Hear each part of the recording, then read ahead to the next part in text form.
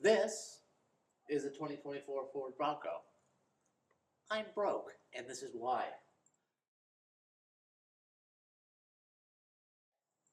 I had to replace my last car recently, and it just hurt. Anyway, transmission problem, way more expensive than I could bear to deal with, so I spent more money for a new car. Anyway, this car, much larger than my old car. I used to drive a Toyota Camry, and it's got a much higher towing capacity, believe it or not. I know, hard to believe. Well, okay. Rated capacity, maybe not, but ability, much higher. However, Ford, in their infinite wisdom, didn't install a receiver on the back of this. As you can probably see down there, there's nothing. Well, actually, there is something, and I recently learned this after placing my order off of Amazon, the supplier of the finest automotive parts for a wiring harness, that, 2024 model year Broncos have pre-wired trailer wiring. So I'm not going to use that. Instead, I'm going to take off both my tail lights, wire into those, basically just have a whole lot of fun working. And then, because of how Ford did that, and how you're supposed to use a bolt, you're supposed to have the load on the shoulder and not on the nut. I know, hard to believe. Anyway, for those of you who didn't know, that's the right way to do it. So I have to take this bumper off, which I think is only going to be like 6 bolts, and it's only affixed on the sides, and I can tell because, the middle flexes really bad. But adding in a receiver on the back of this will make this infinitely more useful because there is enough capacity behind the rear seats of this 2-door to hold about 1.5 suitcases.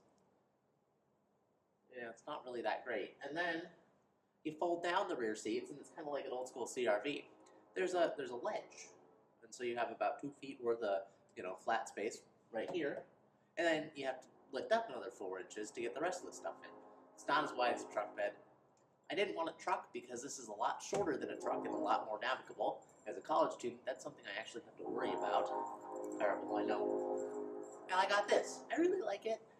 It's got some shortcomings, but with a little bit of time and a little bit of effort, it's going to be good. And it's going to be a lot more useful.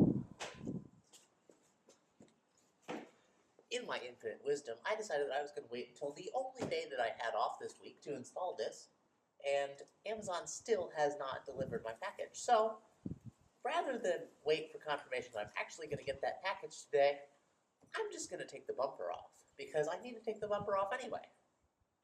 This can't go wrong, can it? Nope.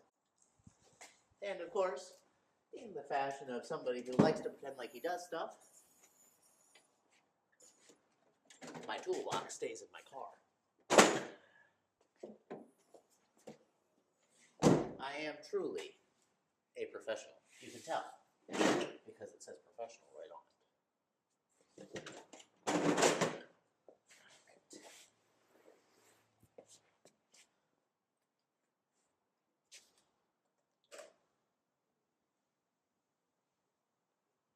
So you probably can't see this, which means I'm going to bring you over here.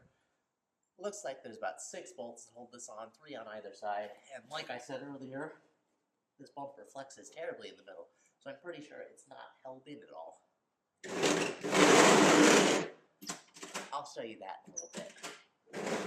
Right now, I kind of just want to get this done because I feel like as soon as it's done, Amazon will get here with my package, which won't happen, I know that. But one can hope. I might have an actual wrench that'll fit this. We're going to try this one. I do have a couple sockets, but those are for spark plugs, and they're from Walmart, so they're not really high quality, but most of what I do is kind of low bump, let's be honest. Now, other people will tell you that you should have a friend help you take the bumper off your car. I say, screw that, just go for it. Yep, definitely won't go wrong. Thankfully, this car is still new, which means nothing is rusty yet. I drove a 2015 before this, and that was a pain in the butt compared to this.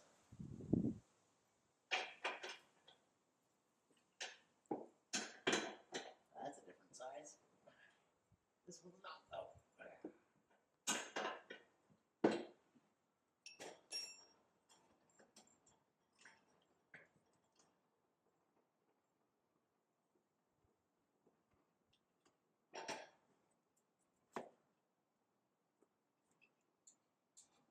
Alright, maybe I was wrong. Let me show you. So, for those of you who actually care, these are the 3 bolts that I was talking about. 2 of them came from right here, which I just removed, and 1 of them was right here. However, I'm not so sure those are the only 3 bolts. I think there's one up here, too. I'm really hopeful there's not, but I might have to take that off, too. We'll see. Alright, so we've made progress under here. First of all, the 3rd bolt is up in here, kind of right below your body and right above the wiring harness for your trailer, or just the driver's side frame. And now you can see my bumper moves freely and independently of the frame. However, there's a little light, and it kind of goes over here for the license plate. That is a legal requirement in Illinois, and that is right behind the driver's side rear wheel well. So if you're looking to unplug that, I don't know how yet, but that is where it is. So, you know, I'm super helpful, I know. I'll figure that out, and then I'll update you in a minute. For those of you who need to know, this is the side of the bumper that I have removed so far. This is that connector, and this is the other side of that connector. There's a little on this side. You can kind of hook your eyeballs onto there. Zoom in a little. Right there, it's just a little tab you push in, and then you pull the bottom out. All of this stays attached. There you have it.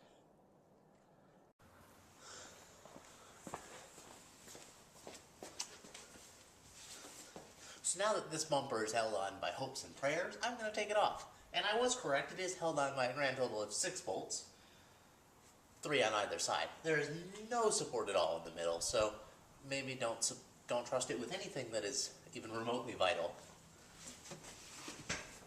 On the plus side, it's just plastic, so really it's fairly light, which is probably a good thing for me, since I'm taking it off. Unfortunately, it's not just held in by hopes and prayers, it's also held in by the spare tire. I never realized that license plates weren't magnetic until I tried to make this video. Some of us are just too intelligent. And as you can see, here's the 3.5 cubic feet of space that the Ford Bronco has to offer. And that bumper is very easy to remove. Very light, very easy. I'm very grateful for that. And now, you can kind of hook your eyeballs on where this hitch is supposed to mount to. There's these 4 bolts, or these 4 holes in the frame right here. I gotta remove this, and this is kind of a vestigial organ now because this is the factory wiring harness, which I will not be using because I like to work harder than I need to. Thankfully, while I was under here, I did kind of, eyeball. This is just totally open up into this light housing cavity, so I'm just gonna blindly assume that the other one is too, because I didn't look at that.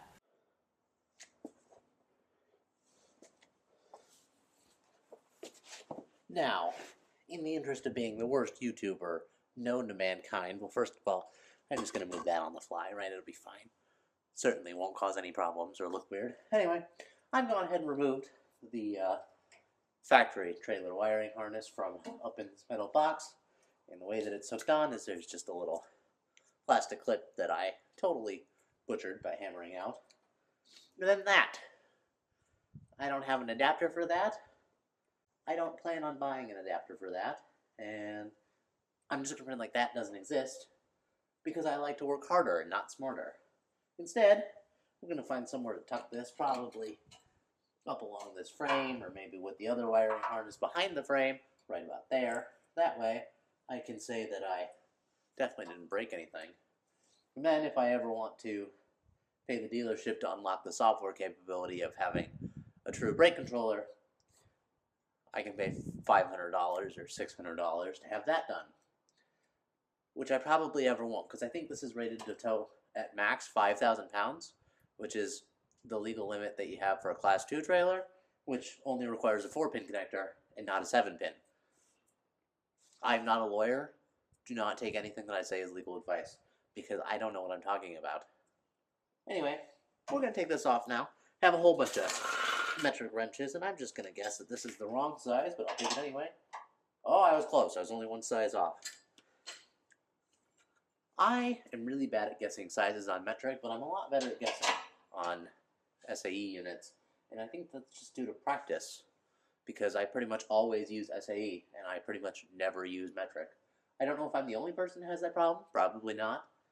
But if you do, go ahead and drop that down in the comment box, or, go ahead and tell me how I've done all of this wrong, or I'm the worst YouTuber you've ever seen. It's my first video. I'll probably delete this eventually, but whatever. We're going to remove that, and I'll cut to whenever that happens. I don't know if you can tell, but that is some bare metal right there.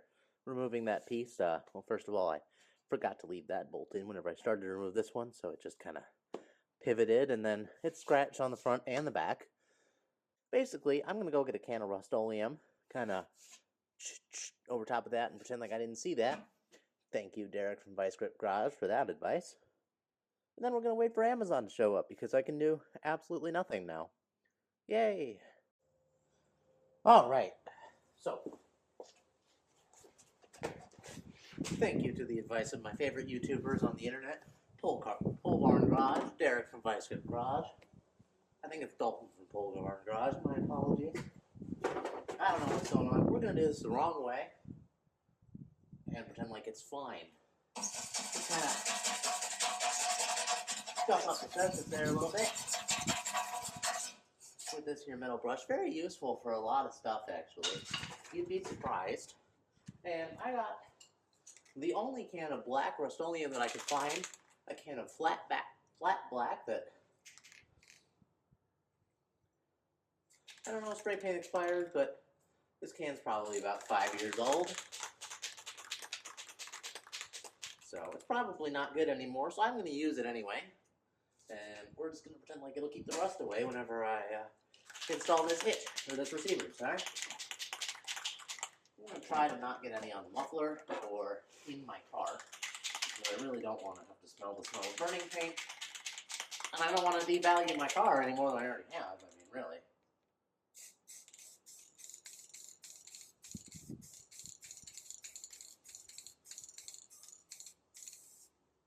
That is basically just perfection, and you can see that the plastic or the cardboard did its job. Now, lucky for me, I have to wait for Amazon to show up anyway, because God forbid they be anywhere whenever you expect them to be. So that'll have time to dry, I'm sure. According to the app, which I did just check, their estimated arrival time is 10 p.m. I will never understand, but that's alright, because I don't need to.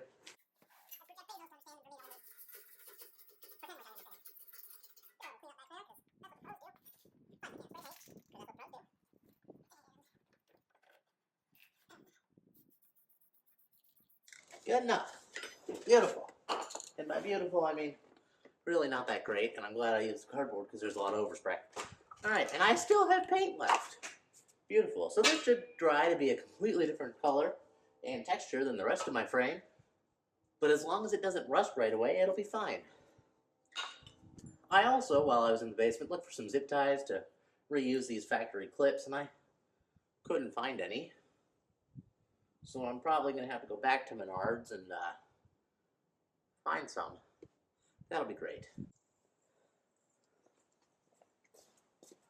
I actually realized one more piece of prep work that I can do before my stuff gets here, as long as I don't get paint all over my pants, is I can try and get into these headlight housings, because those are held in somehow.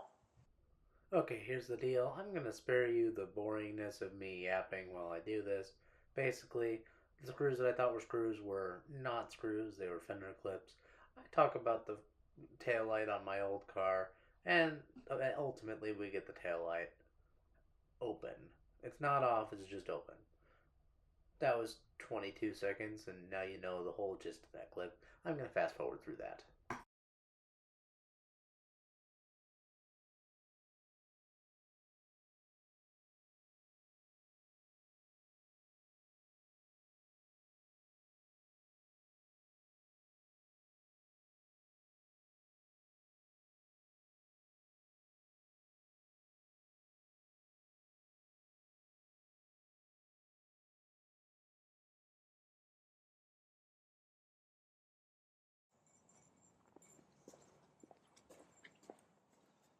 things have changed. I don't know if you can tell. There's 2 Amazon boxes there. One of those is the wiring harness. One of those is the hitch.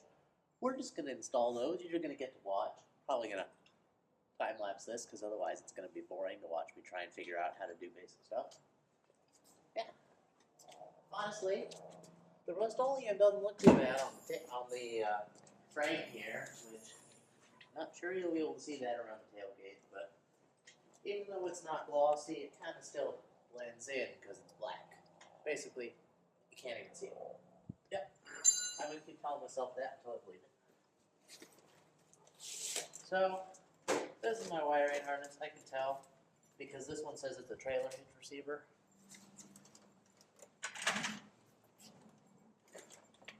And I'm going to do the easy part first. Easy part. I already got in here and I took all this stuff out. Basically, I am ready to install this. You'll see that earlier in the video, probably. I've come back in the voiceover to laugh at myself mostly. You'll see at the end of this that my camera just died again. I don't know why. I should probably get a better one because this is from like 2008. Anyway, wiring harness. It went terribly. Took me like 4 hours and it was way more work than I was expecting. I made the idiotic decision to run my wiring for the passenger side turn signal through the frame in the back there. It made sense in my head, I guess, but it was the wrong thing to do. So now it's against a whole bunch of sharp corners and basically won't last for 15 minutes. The other thing that won't last for 15 minutes is the adapter box that the kit came with. You can see it right now. I put that in the driver's side wheel well, right in the way of all of the salt and dirt and wet that can get splashed up from the road. Basically, I didn't even think about it before putting it up. So that's just wonderful for me. On a side note, when I was voltage testing everything to make sure it worked, my multimeter ran into a weird problem. I think I fried it messing around with line voltage about a year ago, and I haven't done a lot of DC work since then. Actually, I've basically only done continuity. But instead of reading 12 volts, it read 30, which was really weird to me. So I was like, do I have a 30-volt battery? I went over to the little lawnmower in the corner there, and nope. It just thinks that 12 volts is equivalent to 30 volts.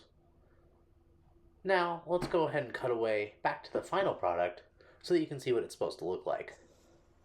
Now that it's nice and dark out, hold on. Now that it's nice and dark out, we've gone ahead and finished this. Camera died a long time ago. There it is, hitch and a 4-pin connector. Basically, that's all I needed. While the ending of this video was far from great, I would like to thank you for watching it anyway. Hopefully I can get out to you guys with another video in a week or two on fixing up a motorcycle that I'm looking at on Facebook Marketplace. We'll see if that sale goes through, but the reason why I had to install this receiver was because I needed to rent a trailer to get this motorcycle. $300 is a steal for any sort of motorcycle, but one that supposedly ran 6 years ago, that's not that long ago. I, unlike, all of my YouTube heroes, such as Derek from Vice Grip Garage, Dalton from Pole Barn Garage, or Kevin from Junkyard Digs, who I think is getting married this weekend, I will not be driving it home. It'll be on a U-Haul trailer, and I'll roll it up the driveway into the garage, and I'll work on it and try and get it running into the backyard. We'll see how it goes. No matter how it goes, though, hopefully you guys can get a little sneak peek of it next week, and a full video on it in 2 weeks. We'll see how it turns out. Thanks for tuning in, and if you really enjoyed, hit that thumbs up and hit the subscribe button. Thank you.